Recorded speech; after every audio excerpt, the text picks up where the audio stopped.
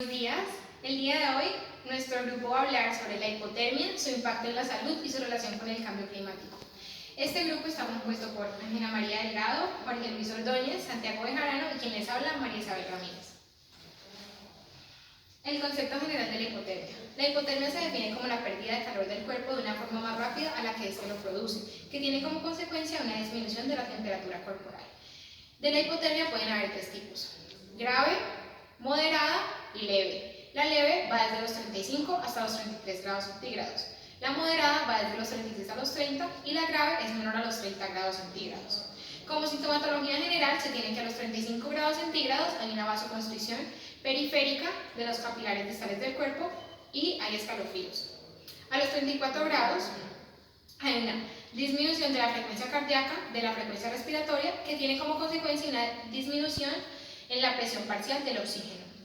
A los 33 grados hay una rigidez muscular y rigidez en las articulaciones.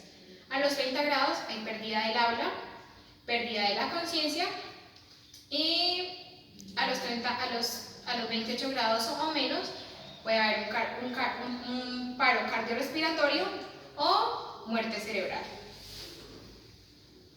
Dentro de los mecanismos de pérdida de calor hay dos, o los dos predominantes. Están la conducción, que es la transferencia de calor de manera directa entre dos cuerpos, y la convección, que es la transferencia por contacto con agua o aire en movimiento a muy bajas temperaturas.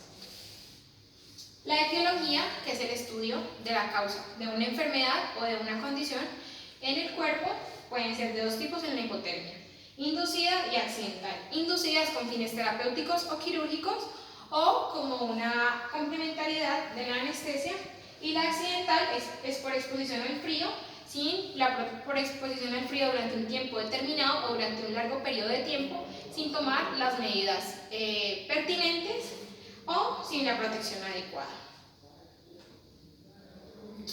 Para la hipotermia existen factores determinantes. Están los personales y los ambientales.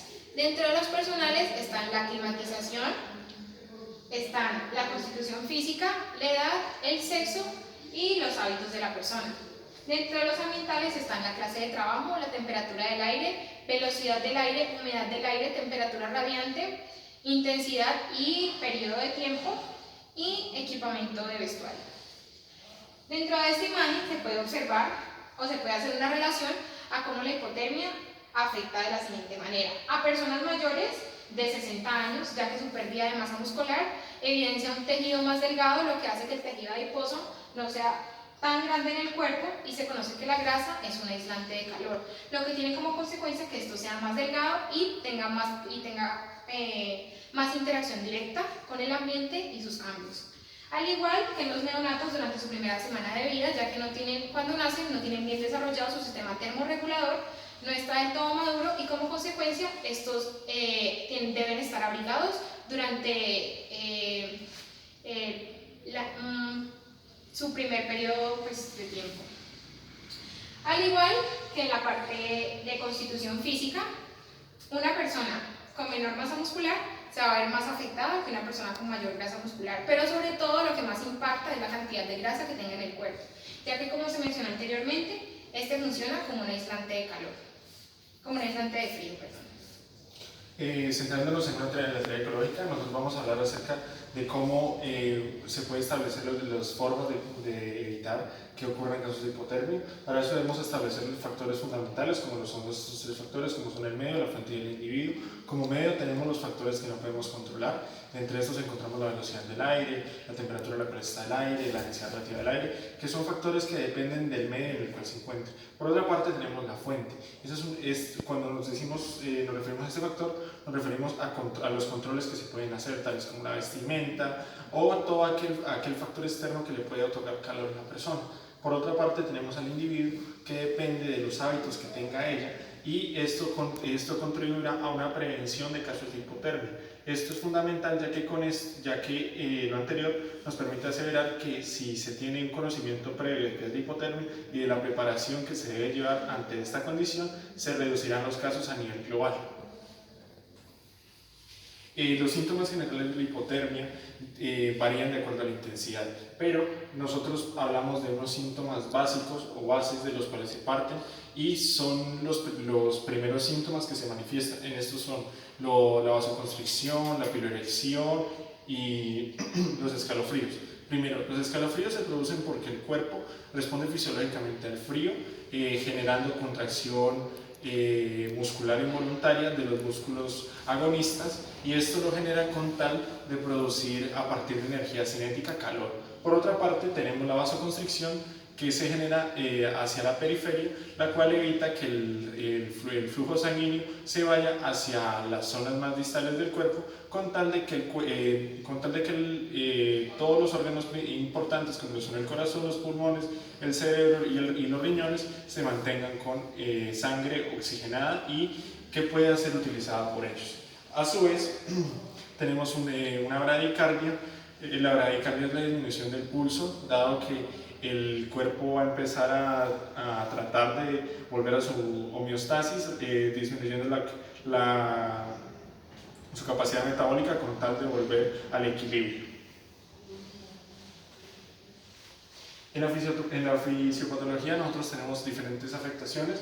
De primera mano tenemos una afectación al aparato cardiovascular. En esto se producen afectaciones tanto en la relación calcio-potasio como en la bomba sodio-potasio, en la cual se afecta la despolarización ventricular y la repolarización ventricular, y también se afecta el electrocardiograma, ya que el complejo QR va a ser más amplio la amplitud de ella y el voltaje va a disminuir. Asimismo, tenemos que afectar el sistema respiratorio, dado que va a haber una acumulación de moco dentro de las vías respiratorias, y a su vez el aire de un clima que pueda producir hipotermia, es decir, un clima frío, va a producir que se resequen las vías aéreas.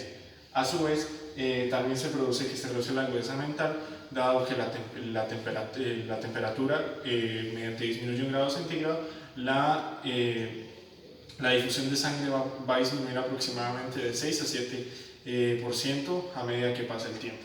Por último, podemos hablar de una afectación en los riñones, dado que al haber una alteración en el hipotálamo puede que no se produzca el antidiurético natural, que es la arginina vasopresina, lo cual haría que ocurra una diuresis fría.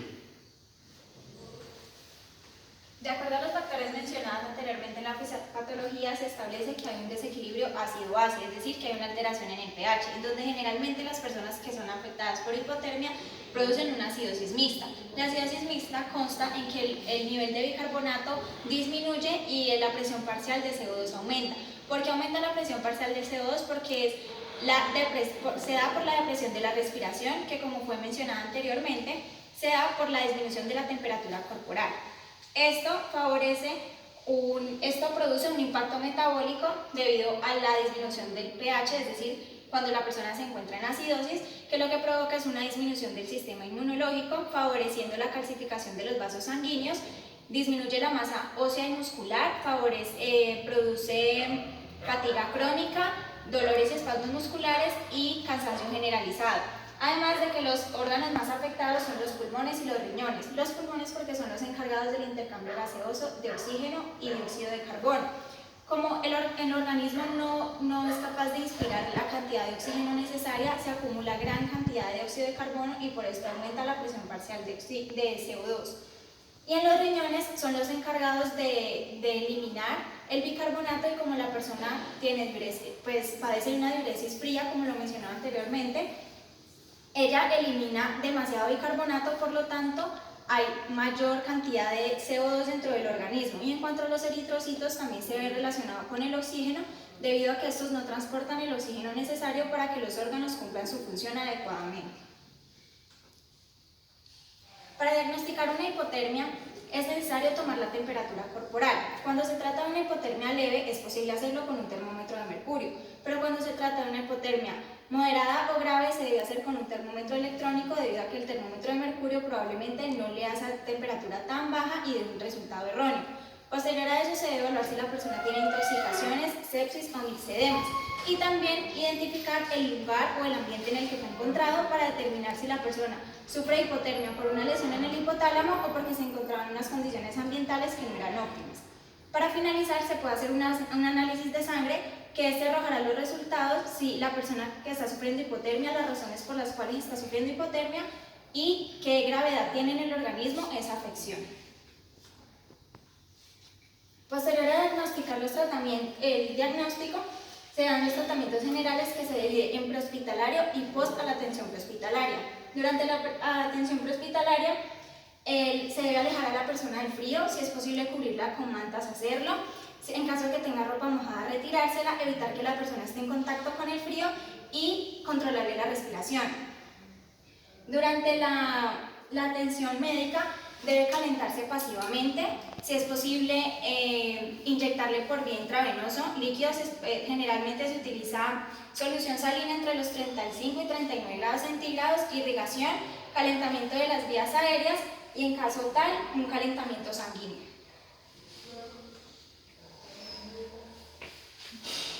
Bueno, por último tenemos la gran influencia del cambio climático y su relación con los casos de hipotermia a nivel global. Como bien sabemos, la temperatura a nivel global ha sido afectada. Esto se ha mejorado gracias a conferencias en donde, por medio de acuerdos, como por ejemplo la de París, se ha llegado a que no se podrá elevar 2 grados centígrados a los niveles anteriores a la industrialización. Aquí tenemos una gráfica realizada por la NASA, en donde se ve que del año de 1880 a 2005 y una proyección al año 2100, en donde se ve que de 1880 a 2005 la temperatura se eleva y la proyección al 2100, la gráfica se ve que crece exponencialmente. Bueno, aquí tenemos la zona fría, la zona templada y la zona cálida. En la zona fría tenemos los polos, los cuales se ven afectados por el cambio climático, ya que los polos se empiezan a derretir y llegan temperaturas gélidas a zonas templadas y a zonas cálidas, en donde se encuentra Estados Unidos, y en las zonas cálidas se encuentra México. Bueno, en las regiones con mayor índice de hipotermia tenemos, como ya mencionados, tenemos a Estados Unidos y a México, en donde tenemos 2 noticias de la BBC, en donde se llegó que una ola de aire ártico causó un frío récord en Estados Unidos, en la parte del centro y norte de Estados Unidos, por el cubrimiento de nieve y temperaturas muy altas. Por último tenemos el de la mujer indigente, sufre de hipotermia en México. Este caso se ve gracias al cambio climático, ya que en esta parte del mundo no es muy general esto, ya que la mujer no tomó recomendaciones como la vestimenta, y en esa parte del mundo no se tienen precauciones sobre la hipotermia. Bueno, por último, los aspectos a destacar de este seminario tenemos, de acuerdo a los rangos de hipotermia, asimismo es la intensidad de los síntomas que presenta el paciente. Es posible establecer que el cambio climático afecta directamente la aparición de casos de hipotermia. Se debe evaluar al paciente con respecto a los síntomas para diagnosticar el nivel de hipotermia. La atención primaria es fundamental para esto, ya que mejora el tratamiento y la recuperación del paciente, y los factores determinantes personales son aquellos que permiten que una persona sea más propensa o menos propensa a sufrir de hipotermia. La bibliografía. Gracias. Gracias. Gracias.